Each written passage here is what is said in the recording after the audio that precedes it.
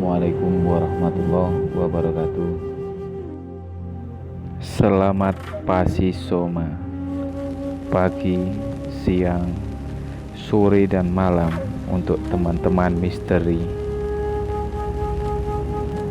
Jumpa lagi di channel misteri Tri Lestaruan Kisah, yang mana channel yang menguak segala kisah yang terjadi di luar batas nalar manusia. Sebelum mendengarkan ceritanya, tolong bantu subscribe dan loncengnya, karena satu dukungan dari kalian sangat berharga untuk kemajuan channel ini. Dan semoga kalian semua senantiasa diberikan kesehatan dan rezeki yang berlimpah. Amin. Di episode kali ini, saya akan membawakan cerita dari seorang yang pernah jadi seorang ABK kapal yang mengalami kejadian aneh di tengah lautan. Sebut saja Pak Dar. Dan cerita ini dialami Pak Dar sekitar 25 tahun silam. Cerita bermula ketika itu, di hari di mana Pak Dar adalah seorang yang bekerja sebagai ABK kapal yang bertugas mengantar barang seperti peti kemas dan lainnya. Kapal ukuran saya kapal gede, ukuran 5.000 ton. Pagi itu Pak Dar beserta rombongan mau mengantarkan barang dari Pelabuhan Panjang Lampung menuju Singapura. Pagi prepare seperti biasa menunggu komando kapten dan dilanjutkan berangkatan menuju Singapura. Setelah keberangkatan kapal dari Pelabuhan Panjang Lampung, langit terlihat cerah, suasana pun seperti biasa. Para awak ABK saling bagi tugas di divisi masing-masing. Awak ABK kapal kurang lebih 15 orang. Kapten, chief, second 3, terus siaga 1, 2, 3, 6, 12, terus orang kapal. Ini orang mesin 3,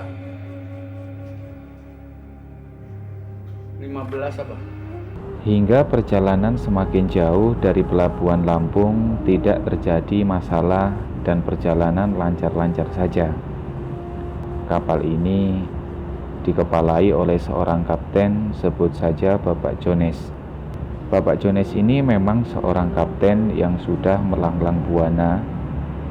Di jalur atau rute yang pernah dijalani sudah banyak, bolak-balik luar negeri. Di tengah perjalanan, sang kapten berucap seolah menantang lautan dengan suara lantangnya.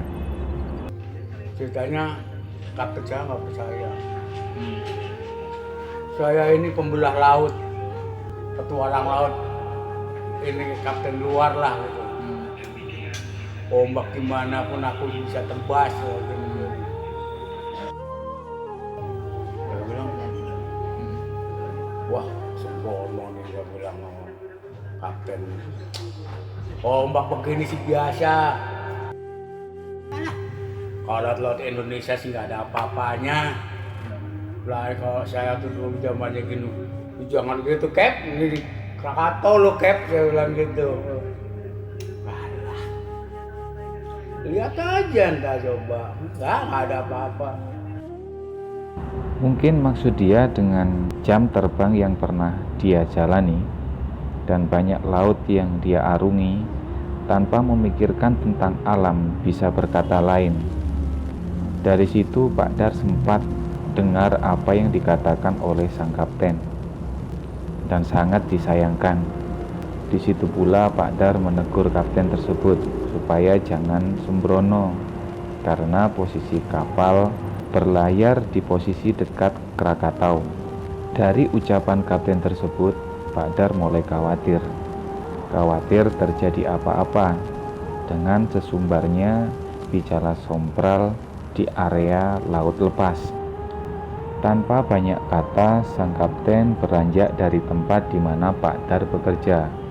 Seusai itu, Pak Dar beranjak keluar di dek kapal, memandang ke langit. Langit terlihat cerah dengan birunya air laut. Waktu berlalu, malam mulai datang. Waktu maghrib telah tiba, para kru yang muslim meluangkan waktu untuk mengerjakan sholat. Angin malam mulai terasa, dan suara ombak menyapu kapal. Seusai mengerjakan sholat, semua awak kapal mulai berkumpul sambil melewati malam di tengah laut. Setelah malam berlalu, jam menunjukkan pukul 7:30 malam. Tiba-tiba air laut dari awalnya yang biasa-biasa tiba-tiba terlihat nampak dari sorot lampu kapal. Ombak terlihat mengapuk, dibarengi suara ombak yang semakin terasa. Tak lama kemudian, langit terlihat tertutup mendung dan tiba-tiba gelap gulita. Angin terdengar sangat kencang di luar kapal. Para awak kapal tak menyangka akan terjadi hal yang mengerikan bakalan terjadi. Inilah awal perjuangan di tengah-tengah lautan antara hidup dan mati. Pak Dar mulai tersadar dari keberangkatan tadi sampai detik ini. Sangat tidak wajar, dan seperti biasanya, laut memang terlihat sangat sepi. Tidak ada kapal lain yang berlayar ataupun nelayan yang cari ikan. Tapi kita nggak ngeliat kiri kanan itu gak lewat begini-begini, nggak ada. Ya cuma kapal satu. Itu teman kita sendiri. Ya nelayan juga nggak ada, ini nggak ada. Dia embuh, kalau pandangan orang. Pak Dar diam sejenak dan berpikir ulang. Mungkin yang dipikirkan sekarang hanya faktor kebetulan saja. Itu entah disadari yang lain atau tidak. Tak berselang lama, kapal tiba-tiba terombang-ambing dan semua kru kapal mulai berlarian ke ruangan anjungan atau ruang komando. Untuk memastikan kondisi di luar, terlihat dari dek kapal, langit hitam, pekat, angin kencang yang menakutkan. Ombak sangat jelas terlihat mengombang-ambingkan kapal. Suasana malam itu berubah menjadi menakutkan. Kapal seolah tidak bisa bergerak, hanya berada di tempat tersebut. Kapal nggak jalan, mesin hidup. 10 ini kuat kenceng gitu, cuman gini toh, wis lum, gak jalan kapal. Yang gahar itu istilahnya di laut itu. Makanya kalau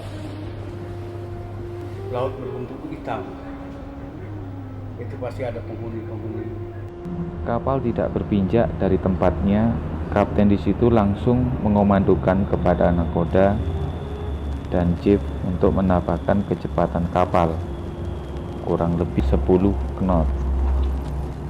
Mesin berderung, tapi posisi kapal tidak berenjak dari tempat tersebut. Menambah suasana kepanikan bertambah dan terasa sia-sia perjuangan untuk beranjak dari ombak besar tersebut. Jadi kapal cuma wow, dia buat tolangan dok, lundeng. Udah kapal. Awak kapal semakin panik dengan laut yang begitu luar biasanya dan sangat mengerikan. Barang-barang di kapal udah tak tahu kemana. Semua berantakan. Dengan spontan semua menghadap ke arah kompas yang ada di ruangan tersebut. Tiba-tiba kompas tersebut bukan lagi nampak kompas seperti umumnya. Tiba-tiba kompas berubah menjadi gambar orang yang sangat tua dan berjenggot panjang. Ya itu lagi gambar kayak kakek lalu baru pada stres semua wis. Jadi itu udah gambar kayak kakek kan. Mata yang menatap tajam dan sorotan kemarahan dari raut wajahnya. Pak Dar dan kru dibuat kaget dengan penampakan sosok orang tua tersebut. Karena ternyata bukan Pak Dar saja yang melihat, tapi semua awak kapal menyaksikan semua kejadian tersebut dengan mata telanjang mereka. Ya jelas semuanya lihat. Sosok orang tua yang bisa dibilang wajahnya sangat menyeramkan tiba-tiba datang di tengah kepanikan. Dari depan, ombak mungkin lebih besar lagi datang menghantam kapal dengan sangat kencangnya, membuat awak kapal semakin panik. Mereka awak kapal tidak berhenti-henti untuk memanjatkan doa untuk keselamatan mereka semua. Pak Dar mulai tersadar bahwa kejadian ini tidak rasional. Dan setelah dihubung-hubungkan, ada benarnya dengan perkataan kapten tadi siang yang seolah-olah mengucap nada yang menantang lautan. Kini laut benar-benar marah. Hujan, badai, petir, gelombang tinggi seakan tidak memberi ampun kepada kapal kita, ujar Pak Dar. Di tengah kepanikan, Pak Dar saksikan kompas kembali seperti sedia kala, dan sosok orang tua yang sebelumnya ada di tempat kompas hilang dengan sendirinya. Pak Dar berpikir ulang, andai ini halusinasi, kenapa semua awak kapal melihat kejadian tadi? Pak Dar merasa selama dia berlayar belum pernah menemui di mana kondisi dan situasi yang sangat carut-marut seperti ini. Kapten memanggil salah satu awak kapal untuk mengecek barang-barang yang dibawa. Dan tak lupa, kapten berpesan tetap harus menjaga keselamatan. Kapten memutuskan awak kapal untuk berkumpul di suatu tempat dan pasrah dengan keadaan yang tak kunjung berubah. Ternyata sosok orang tua tadi muncul lagi di tempat yang sama seperti yang terlihat di awal tadi. Semua awak kapal semakin dibuat bingung tentang semua kejadian yang mereka alami. Dan tiada henti mereka semua berdoa demi keselamatan mereka semua. Di malam itu kapal terasa berputar-putar di tempat yang sama. Derungan mesin mengerung, tapi kapal juga tidak beranjak dari ganasnya ombak. Mustahil di malam itu mereka dapat pertolongan. Di malam itu semua awak sudah campur aduk. Semua pikirannya di antara selamat atau celaka. Waktu berlalu, jam menunjukkan pukul 3 dini hari. Langit terlihat gelap, angin badai terus membabi buta. Kapten memanggil dua awak kapal untuk mengambil minuman di dek bawah. Menurut penuturan Pak Dar, sebagian awak kapal yang non-muslim mulai meminum minuman yang dibawa dua awak kapal dari dek yang diperintahkan kapten. Mereka udah pikirannya campur aduk, pasrah dengan kondisi sekarang. Tapi dari sebagian awak kapal tetap berusaha, tetap berdoa demi keselamatan mereka semua, sembari mereka menunggu pagi tiba. Pak Dar dan keempat orang lainnya tetap berdoa dan tak ada henti-hentinya. Hingga final di jam 4 subuh, tiba-tiba gelombang lambat laun mulai hilang. Hujan pun mulai reda, dan terpaan angin sudah tidak seperti sebelumnya. Kian menit, kian hilang. Gelombang, angin, hujan, petir, langit mulai terlihat sedikit terang. Semua awak kapal merasa lega, karena masih diberi keselamatan dan masih dipercayakan untuk menuntaskan pekerjaan yang mereka jalani sekarang. Waktu berlalu, hingga sampai Singapura tidak ada lagi gangguan dan kejanggalan terjadi. Semua awak kapal selamat dan berlabuh tanpa ada kekurangan apapun. Di situ kapten mengucapkan syukur beribu syukur dan bertobat atas ucapannya yang berakibat fatal diombang-ambingkan gelombang di antara pertaruhan hidup dan mati. Sekian cerita yang bisa saya bagikan kepada teman-teman. Kita bisa mengambil sisi positif dan negatif dari cerita ini, bahwasanya kita ketahui entah kita di gunung, entah kita di laut, kita harus tetap menjaga omongan kita, karena alam tidak bisa kita prediksi.